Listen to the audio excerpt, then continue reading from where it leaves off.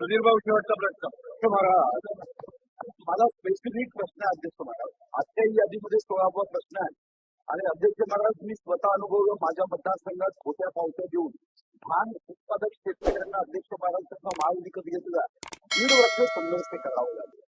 माझा आपल्या स्पेसिफिक मंत्री महोदयांना प्रश्न अनेकदा शेतकऱ्यांचे प्रश्न येतात. अध्यक्ष महाराज, कृषी प्रधान अर्थव्यवस्थेमध्ये मात्र शेतकरी सर्वात शेवटच्या पंक्तीमध्ये आणि म्हणून आज एक चांगला निर्णय घ्यावा या दृष्टीने मी विनंती करतोय की आम्ही श्रीमंत लोकांना जर फसवण्यात आलं तर इकॉनॉमिकल ऑफेन्स विंग केली की ज्यामध्ये आर्थिक फसवणुकीला त्या व्यक्तीचं संरक्षण आर्थिक दृष्टिकोनातून व्हावं.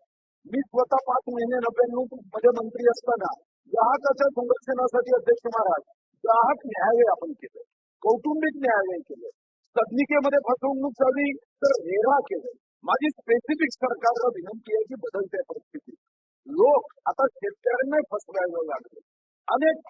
अनेक केसेस पुढे येतात.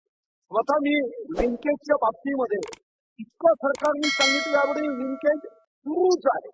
म्हणजे एका कंपनीने फक्त 3 लोकांना खत पुरवठा केला, बाकीच्यांना कुणाला दिलं नाही. मी 5 तारखेला जाऊन पोलीसमध्ये इसेन्शियल कमोडिटी ऍक्ट मध्ये रिपोर्ट देतोय. त्याच्या पुढे काही होईल याच्यावर मला विश्वास नाही आहे, पण मी माझ्या कामात चुकणार नाही. माझे स्पेसिफिक 2 प्रश्न आहेत.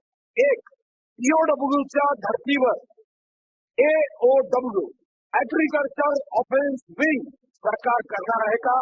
नंबर 2, जसं कौटुंबिक न्यायालय आहे तसे कृषी न्यायालयाची सुरुवात प्रत्येक ठिकाणी करू नका, पण ज्या ज्या जिल्ह्यामध्ये मागच्या वर्षी जास्तीत जास्त केसेस झाल्या कमीत कमी महाराष्ट्रात पहिल्या टप्प्यात 5 कृषी न्यायालय निर्माण करा, ज्यामध्ये 7 दिवसात निर्णय देणं हे कंपल्सरी करा, अनिवार्य करा आणि त्यानंतर त्या कंपनीला किंवा शेतकऱ्याला पुढे जाता येणार नाही असा कायदा करा.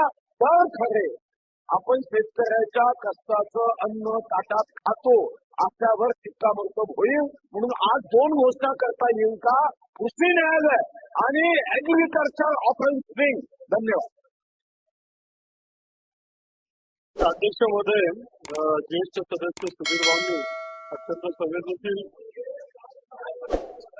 संवेदनशील मुद्दा मांडला अध्यक्ष महोदय. आणि खऱ्या अर्थाने शेतकरी हा सामान्य माणूस असतो.